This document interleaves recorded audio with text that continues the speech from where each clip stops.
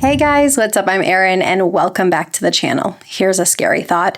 Nearly 2/3 of Americans, 64%, say they fear running out of money more than they fear death. And maybe they're not wrong to think that. Here's the difference. Death is certain with an unknown timeline, but when it comes to running out of money, that could happen while you're very much alive. And it's not just theoretical. Morningstar's latest modeling shows that nearly 45% of retirees age 65 could deplete their savings at some point during retirement if they aren't careful. That fear has a name. Longevity risk. It's the possibility of outliving your savings. And in today's world, where lifespans are longer than ever, where inflation is constantly eroding the purchasing power of your dollar, and where you have the very real risk of increasing healthcare costs toward the end of life, it's a more pressing concern than ever. Now let's look at the numbers that make this so real. In 2025, the average 65-year-old man can expect to live to about 87 years old. For women, it's about 89 years old. Here's another powerful stat. If you're part of a couple, the odds are roughly 50% that at least one of you will live past the age of 90. That means planning for a very long retirement isn't just for the lucky few, it's more common than you might think. Now, I often hear people comment, most folks don't even live past their mid-70s. And there is an important clarification we have to make here.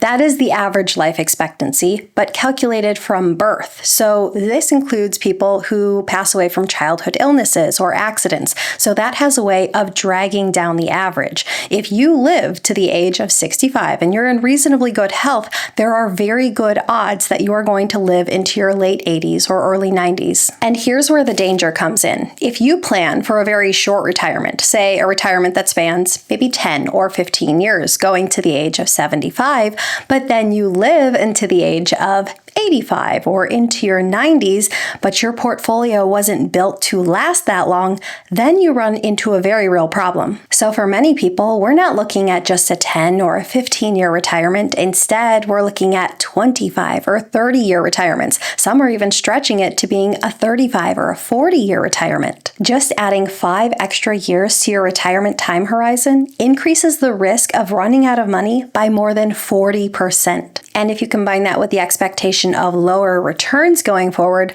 all of a sudden, the risk of running out of money or depleting your portfolio can soar to about 300%. The caveat here, of course, is unless you adequately prepare. And this is longevity risk in action. It's not just the risk of living longer, it's the risk of running out of your money and having a portfolio that will really sustain you. And here's the twist. Many people won't even choose their retirement date. Nearly 60% of workers end up leaving the workforce earlier than they planned, often by about 5 years. And it's rarely voluntary. The most common reasons are health concerns, caregiving responsibilities, and corporate downsizing. The challenge is most people aren't prepared for an earlier than expected retirement. They were counting on those additional working years to pad their savings, to give their investments time to grow, and perhaps even pay down debt. Instead, they're forced to start drawing down on their savings earlier than expected, and if this happens in an environment where we're experiencing high inflation or a market downturn,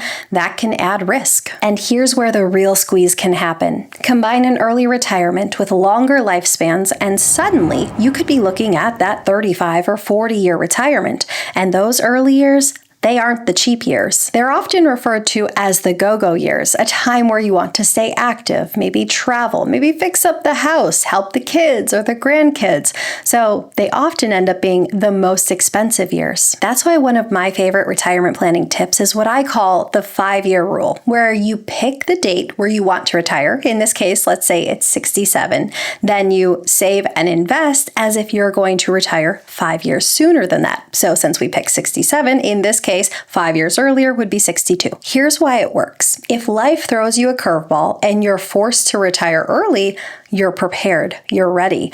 Or if you want to continue working and all the way to the age of 67, you can do that as well. But what you build is options into your life. And that's the real goal of retirement planning. Not to perfectly predict everything that's going to happen and when you might make your exit from the workforce, but to build flexibility into your plan so you're prepared no matter what life throws at you. Let's put some numbers behind this idea so you can see the difference it makes. Let's say your goal is to retire at 67 with $1 million portfolio.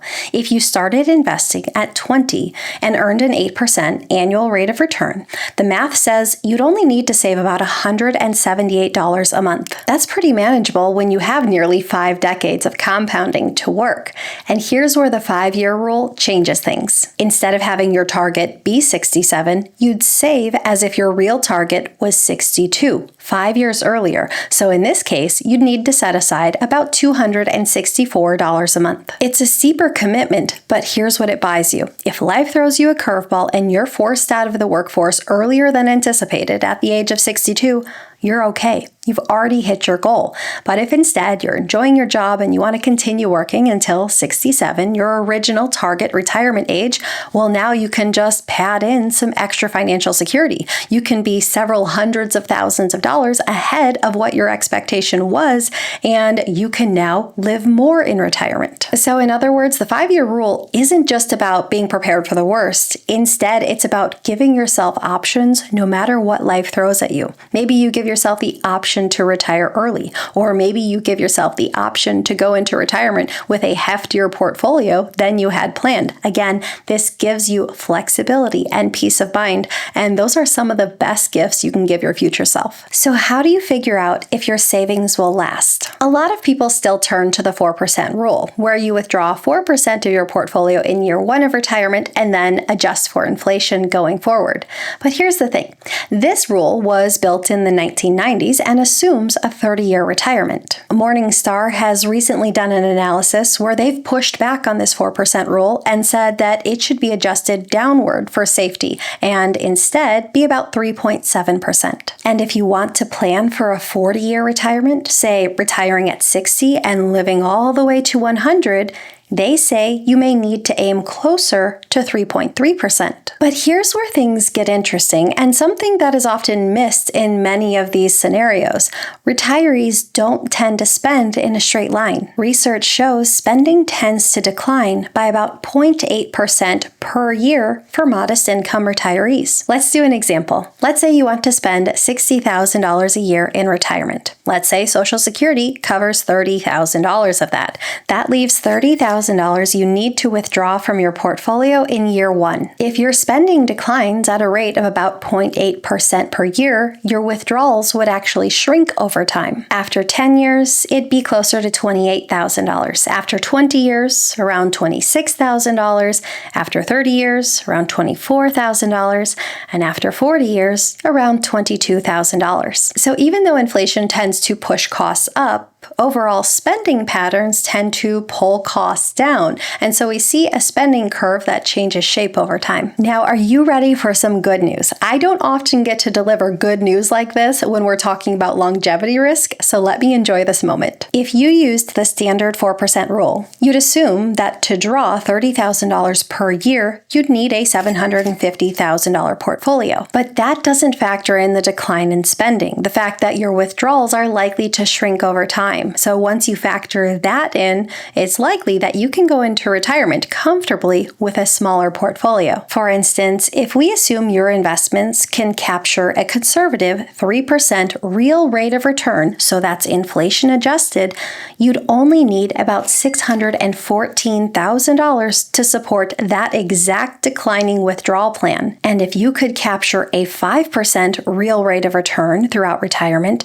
then you'd need less, somewhere closer to $465,000. I bet you didn't expect to hear that in a video about longevity risk and the fear of running out of money in retirement. But once you do factor in a decline in spending in age and declining withdrawals, it becomes less daunting to build a portfolio that can last a lifetime. And it absolutely does matter that you are calculating real spending patterns and what those truly look like, because this is where real retirement spending data meets planning theory. And that's why general rules of thumb, like a withdrawal rate of 3.3%, 3.7%, or 4% are always simply a good starting point, but real retirement planning needs to factor in spending data, your lifestyle, and your health. Now, I know I just gave you some good news that you might not need as much money as the 4% rule suggests. But let's bring this back to the heart of the channel, which is going into retirement financially prepared. And it's always better to be over-prepared than it is to be under-prepared. What can you do to tilt the odds of success in your favor? Well, let's break down and let's talk about what I like to call proactive power plays. First, diversify your income streams. You don't have to just rely on Social Security or investment withdrawals in retirement. If you are truly risk averse and market volatility makes your stomach turn,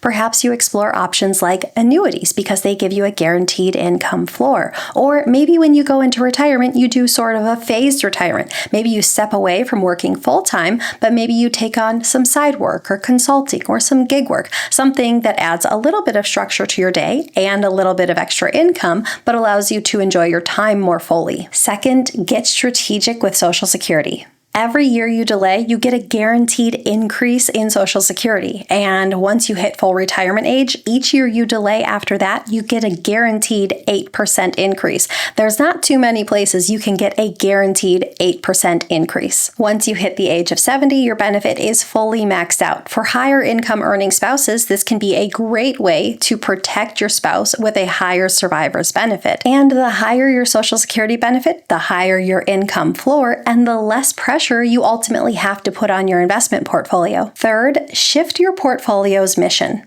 In retirement, your goal isn't maximum growth. Instead, it's preserving your portfolio and creating steady cash flow. That might mean leaning into dividend stocks, bonds, or tips. Think of your portfolio less like a race car and more like your personal pension. Fourth, plan for the phases of retirement.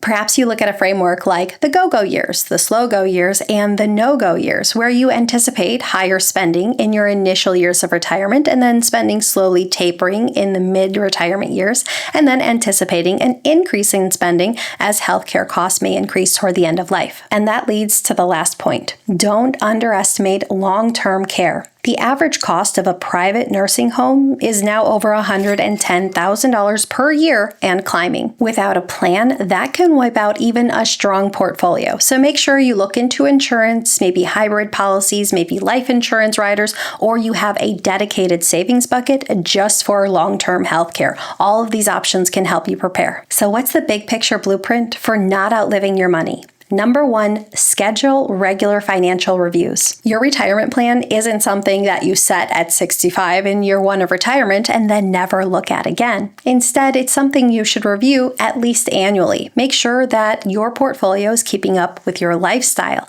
inflation, any market changes. You will have to make adjustments periodically. Number two, think beyond yourself. Legacy planning, things like wills and trusts and tax-efficient giving aren't just about passing money on. They're also about making sure your financial plan works not just for you, but for your loved ones as well. And finally, adopt the right mindset.